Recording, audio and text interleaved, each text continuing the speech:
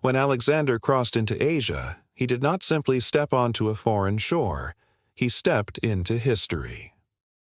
The moment his feet touched Persian soil in 334 BCE, the young Macedonian king stood at the edge of a world he intended to seize. Yet destiny never bows easily, and waiting for him across rolling hills and windswept plains were the armies of the Persian Empire, determined to stop him before his campaign ever truly began. The river Granicus flowed cold and swift through Asia Minor, winding like a silver blade cutting the land. On its far bank, Persian commanders watched dust rising in the distance, the dust of an army marching toward them. To the Persians, Alexander was no more than the ambitious son of a murdered king, a bold youth intoxicated by his father's dreams. They believed this invasion would break like waves against stone. They believed Persia would crush Macedonia just as it had crushed countless rebellions before. But they did not yet understand the man who approached. They did not yet grasp that the world was entering the age of Alexander. The Macedonian army advanced with discipline, nearly 40,000 men strong, infantry in tight formation, cavalry armored and ready, archers and slingers prepared to unleash their fury. Beside Alexander rode trusted generals, Parmenion, Philotas, Hephaestion, and others who had shared his rise. And beneath him, Bucephalus, the loyal stallion who had carried him since childhood, snorted and pawed at the ground, sensing tension in the air.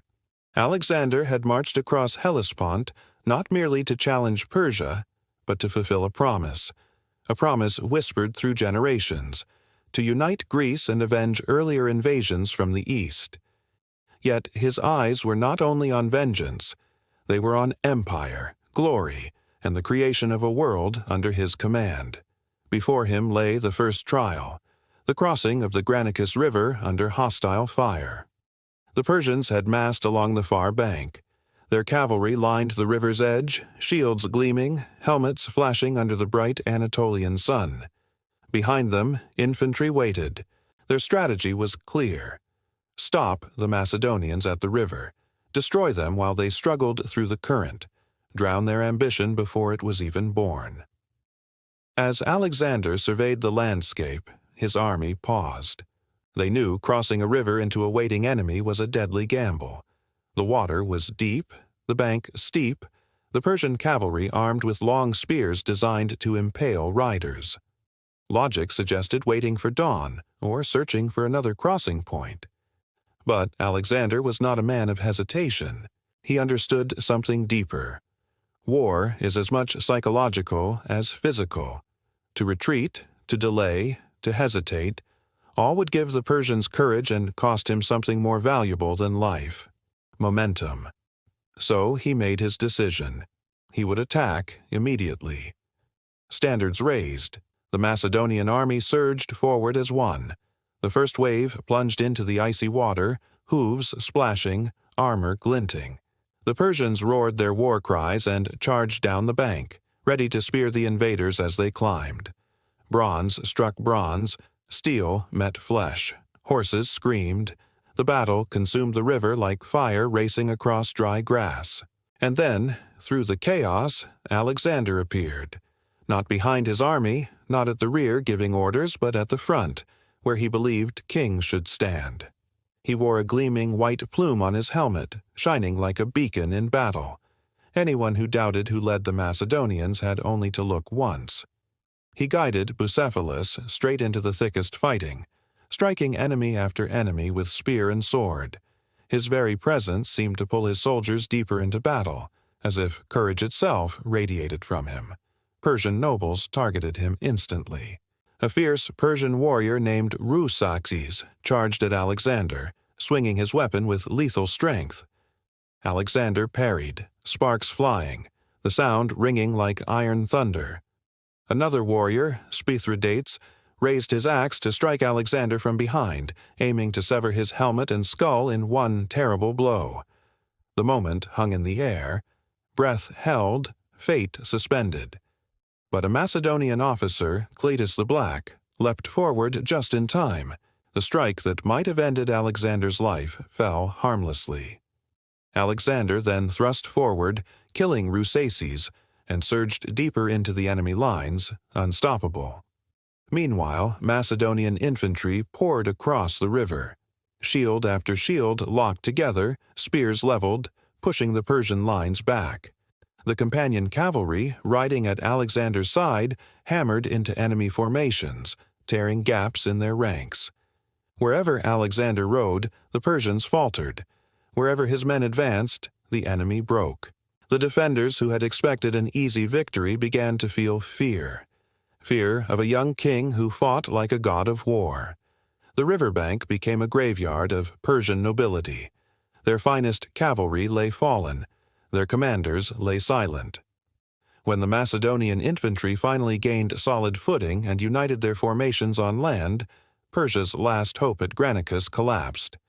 The fight turned from battle to rout. Persian troops fled. Macedonian riders pursued them across open ground, cutting down those who ran too slowly. The Granicus River, moments before a quiet stream under warming spring skies, was now a witness to history, a witness to the moment a new conqueror proved himself. When the dust and screams settled, Alexander stood victorious. Their plan shattered. Days earlier, they had laughed at reports of a young king crossing into Asia. Now, the earth itself bore the scars of their defeat. Yet Alexander did not revel blindly. He walked the battlefield, saw the bodies of Persian nobles who had fought bravely, and respected them. He treated wounded enemies. He honored those who fought with valor, regardless of flag or language, and he gathered the fallen Macedonians, grieving for the men who paid the price of ambition. To survivors, he gave rewards, not with the cold calculation of a ruler, but with the sincerity of a leader who understood the cost of loyalty. But one act revealed his heart more deeply than any other. Many expected Alexander to kill them for betraying Greece. Instead, he spared their lives, but exiled them and sent them to forced labor in Macedon. For Alexander, betrayal deserved punishment, but Greeks killing Greeks on foreign soil wounded him more than any spear could. In the aftermath, Alexander marched into nearby cities. Some surrendered immediately, fearful after hearing of Thebes and now seeing Granicus. Others resisted and paid dearly. Yet Alexander did not destroy Asia Minor. He reshaped it. He replaced Persian governors with Macedonian officers, but allowed local customs to remain. He treated conquered peoples not as slaves, but as future subjects of a grander world. Already, his vision was larger than any conqueror before him, an empire not of destruction, but of unity. Messengers carried the news of Granicus far and wide. Across Persia, nobles trembled. Across Greece, allies rejoiced. Across the known world, stories began to spread. Stories of a king who fought at the front, who charged through rivers into enemy steel, who could have died a dozen times but never faltered. And as those stories spread, so too did fear in the hearts of those who opposed him.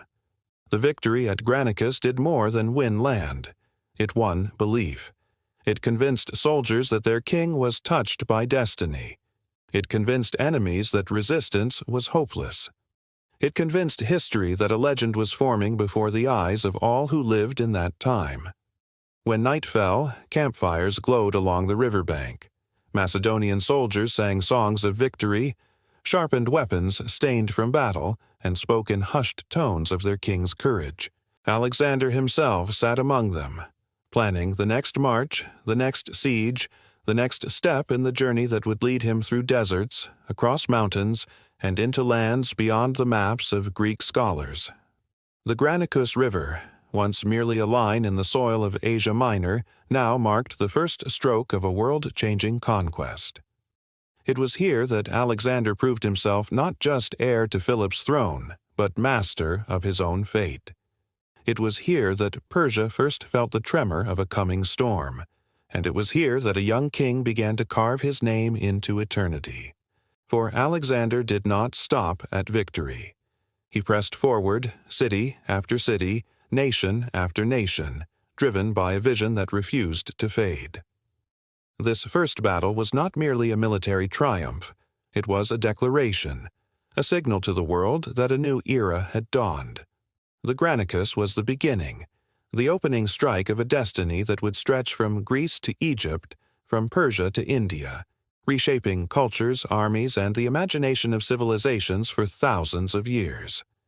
And somewhere in that night, as the river whispered beneath the stars, and soldiers dreamed of glory, Alexander stood quietly, looking east, knowing the world ahead still waited to be claimed.